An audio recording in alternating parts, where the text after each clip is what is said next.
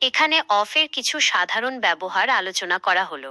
এক, কারো বা কোনো কিছুর অধিকার বা মালিকানা বোঝাতে। The house of my father, আমার বাবার বাড়ি।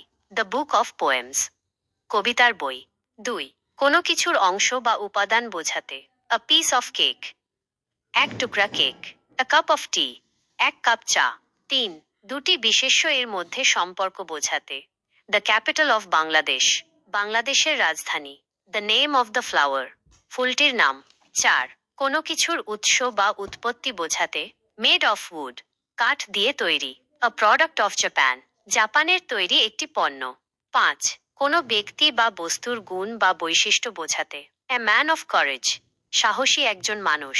এ সিটি অফ লাইটস, আলো ঝলমলে একটি শহর।